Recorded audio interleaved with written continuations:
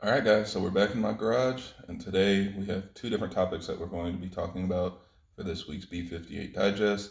We're going to talk about 1StockF30 parting out his car, as well as a new PCV upgrade that has just hit the market. So let's hop right into it. So starting off with 1StockF30, yes, the rumors are true. He has completely parted out his car and moved on to a new platform. Now he has made a whole video on his channel, so definitely go check that out so you can get all of the information, and everything is basically shared in that vlog. But I'm just going to touch on, some of the finer details. So you can see it's basically been about 2 years since his first Instagram post about getting the 340i. So he's had that car for a while. He's been building it up, and a lot of you have been following him just because of how quick the car was and how much he's been pushing the platform. But he's also held a lot of secrecy about his build and how fast the car was to give him, an advantage over his competition. So now that he's parted out the car, we can see basically everything that was on it. And the build itself wasn't too complicated or crazy. He had a big boost kit, which actually he shared with us a little while ago. So I think most everybody knew he was running a big boost turbo kit, and it was tuned by Juan over at Big Boost. So he's getting basically the maker of the turbo kit to tune it as well. He also had port injection with 1000cc injectors, and then he had a built engine and transmission to support the power. So, pretty expensive once you start adding in the built engine and trans. But as far as like being a complicated build or a lot of parts, it really isn't that crazy. Built engine and transmission to support the power, and then a turbo kit and upgraded fueling. He also had a built head just to help the turbo spool a little bit harder. He said it didn't make a whole lot more power, but it helped the car launch harder. So obviously improved the performance for his quarter mile times. And then a couple other things, you can see like his wheel and tire specs and stuff like that. So again, not really a crazy build. He really just had it dialed in, had a really good tune, and, was willing to push the platform as hard as he could. So it's unfortunate that he had to get rid of the car. He did reveal the reason why was because the car got flooded. And you guys might remember a couple of weeks or months ago, a lot of areas were getting flooded really bad, particularly in New York. And he posted some videos about it showing like how high the water was, but you didn't realize that was actually right outside of the shop. So his car was in the shop, and when the water came up high, it flooded his car and damaged a lot of the electronics and things like that. And it just wasn't worth him getting it fixed. So at that point, he decided to just part out the car and move on to a new platform. He also shared how fast the car actually was. So he's posted up a couple times on Draggy. You can see a few 9.5 slips. He said the actual fastest time was a 9.4. So maybe he had a tune that ran it a little bit faster in case he needed it for certain cars and things like that. But he said consistent and easy was like a 9.5, 9.6 car. So obviously a very fast car, and he said that he was actually planning on pushing the platform even more, but again, unfortunately, the flood damage made it not worth it. So he got rid of that car and moved on to one that he's been talking about for a while, if you've been paying attention, and in some of our group chats, he's mentioned it before, but he finally got his TTRS, so big congratulations to him for hopping into that car. I know he's been looking at getting one for a while, and it's definitely a very capable platform. So expect that one to be turned up and out in the streets again very soon. The only other thing is I definitely expect there to be a lot more trash talk, especially after he was racing them and beating them. He was bringing up that conversation of, the B58 versus their 2.5 liter. Really, at the end of the day, it's not a competition. I mean, the RS3 and the TTRS are designed to compete against like the M2. So it's a completely different platform, completely different range of vehicles.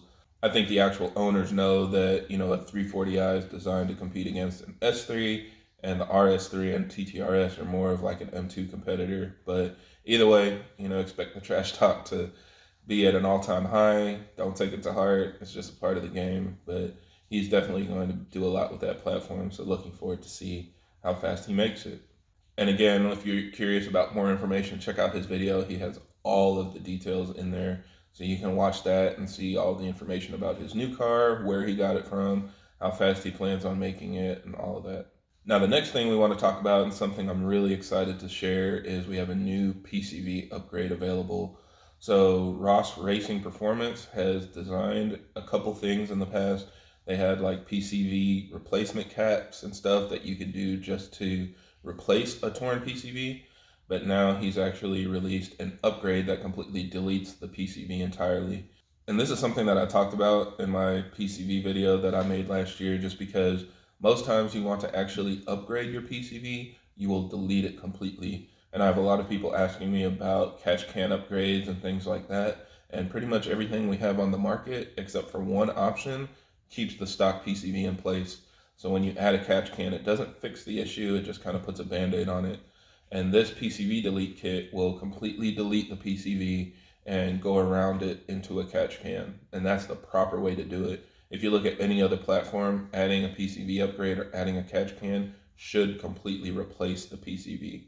So it's awesome to see this finally come out, and I've been, watching the Ross Racing development for a while. We talked about it a little bit in the background, and I knew he had this upgrade on the way. So it's better than what we have on the market for a few different reasons. One, it has O-rings built in, so that way it'll completely seal up the system, and that helps ensure that you're not going to have any leaks, any issues with smoke coming out of the cap and things like that. It's also serviceable, so you can remove it and reinstall it if needed.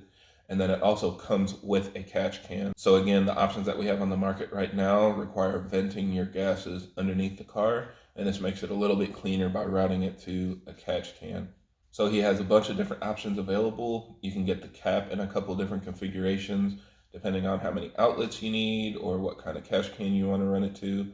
And then he also has different mounting locations for his catch can. So if you have a stock turbo or a stock location like hybrid turbo, then you can mount it over by the shock tower. Or if you have a top mount kit, or if you have a big boost kit that mounts the wastegate right on top of the manifold, then he also has another one that mounts the catch can further to the front of the car. So a couple different options that you can choose from depending on your setup and how you want to route things. I definitely think that this is a big step in the right direction, because now we have a catch can integrated with a PCV delete kit. And this is also the kind of upgrade I would recommend to somebody that wants to do preventative maintenance, because again, replacing the cap early before it fails doesn't fix the issue. You still have the diaphragm, you still have the stock PCV system in place. So replacing it isn't going to fix anything. What you want to do is do something like this that completely deletes it altogether. Now, the only downside with this is that it is a VTA kit, so some people don't like dealing with that. People like it to recirculate back to the intake just like the stock one. But in my experience, you really don't sacrifice that much. It's kind of like a catless downpipe. You might smell fuel a little bit more when you're driving the car. The same thing with here. If you have a VTA kit, you might smell oil when you come to a stop, especially if you've been beating on the car and pushing on it hard. But for our setups, they don't really tend to push oil, so that prevents you from smelling oil because the car runs pretty clean. So even on my car, you see that I have a VTA vent off of my valve cover. I really don't have that issue because my car doesn't push oil, so I don't smell oil when I'm driving the car. But that is one potential downside. Maybe if your car is older, or if you have a turbo setup that does have a tendency to push oil, then you might smell that oil inside the cabin with the VTA catch can. And on that note, another thing I want to mention is this is not going to fix pushing oil. So if you have a lot of blow by and you have oil in your intake, this will catch the oil in the catch can, but it won't prevent you from pushing oil through the PCV system. So you're going to have your catch can catching oil. You're still going to have to drain it, but it's not going to stop the car from pushing oil. That's going to be a much more expensive fix, where you'll need to figure out where the oil is coming from and why it's pushing oil in order to completely correct that issue. But yeah, this is definitely something that I would consider if I didn't already have, the DOCRace PCV delete kit set up on my car. I might still try to integrate it in the future. Time will tell, but this is great work from Matt. He's another 340i owner and just somebody that likes solving problems. So great work from him for creating this solution. So yeah, that's all we have for this week. Again, thank you guys for watching, and thank you guys for sending me posts and information and things that you want me to touch on. If you have any other ideas, leave them down in the comments below, and I hope you guys enjoyed the video.